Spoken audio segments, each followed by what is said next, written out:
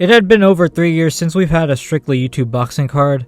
I mean, I know we had KSI vs Logan Paul too, but that was technically a main event to a pro card put on by Matchroom Boxing.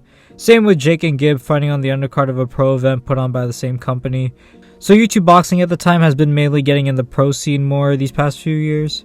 In March 2021, there was a card announced that would be main evented by none other than Austin McBroom, and he was going to be facing TikTok star Bryce Hall in a boxing match. Austin and Bryce have been going back and forth on getting a fight settled. They had some beef and Austin wanted to settle it by fighting Bryce.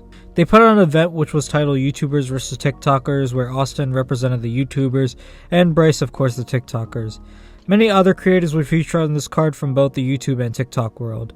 This card would feature KSI's brother Deji coming back after 3 years and fighting Vinny Hacker, Anisan Gib after his horrific loss to Jake Paul in early 2020.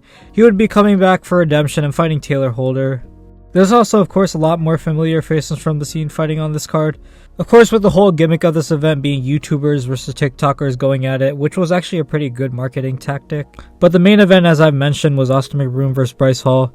This event was a breath of fresh air. It brought back some of that classic influencer boxing charm. With the promotion that went into it, the build-up, press conferences, weigh-ins, it was safe to say YouTube boxing is here to stay for more years to come. 1 month before the fight, they had a press conference in Miami, Florida, the same place the fight was happening.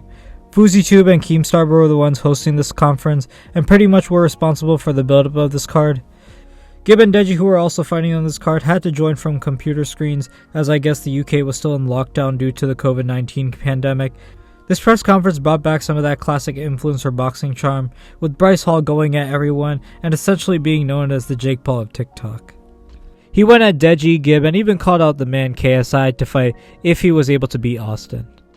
Of course, this press conference ended in Bryce and Austin getting into a brawl, which caused the press conference to end and definitely brought a lot of eyes to it. The promotion for this fight, of course, was honestly top tier.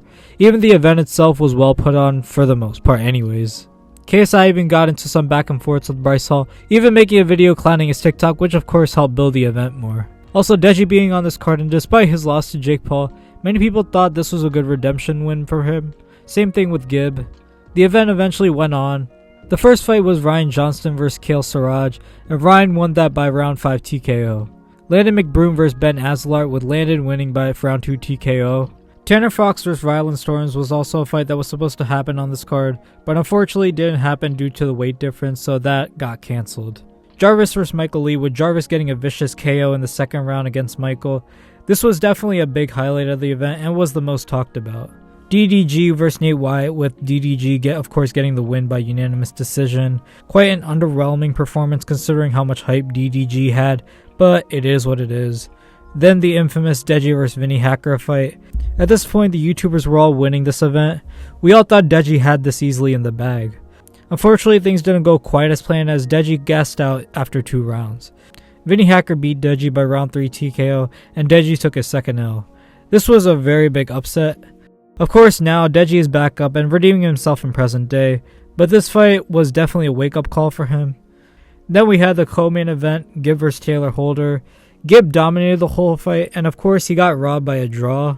Gib of course appealed this, and eventually it was overturned as Gib winning by unanimous decision. Still, it was a very controversial thing that came from the aftermath of this event, which we'll get into a little later.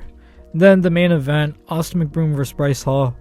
Austin beat Bryce by round 3 TKO, and it was one of the best performances that came out of the event. With Austin switching stances from southpaw to orthodox, and of course beating down Bryce Hall, Austin really solidified himself at the time as one of the top YouTube boxers. There were even memes that came out after Bryce lost to Austin, as Bryce was talking all that shit just to lose. I'm not a fighter, I've never claimed to be a fighter. I'm gonna knock out Austin because I'm an actual fighter. It was definitely a pivotal moment that came from this event. However, as great as this event was, there was a lot of controversy that came out of it. As we mentioned earlier, the decision with Gib vs Taylor Holder. After the fight, in a deleted tweet, Social Gloves tweeted that Taylor Holder won. I assume Taylor paid Social Gloves to do this or something. It was really sketchy. The whole decision not to give Gib the win immediately afterwards was very fishy. Also, the event financially didn't do that well. The event sold 135,000 pay-per-view buys, and it was a big flop considering it cost $20 million to produce the event, with it only making $6.5 million to $10 million back in revenue. Also, fighters came out and claimed they didn't get paid. The only fighters that really got paid were Deji and Gibb, as they asked up front before taking the fight offer. It was revealed the CEO was Austin, and he was somewhat responsible for this.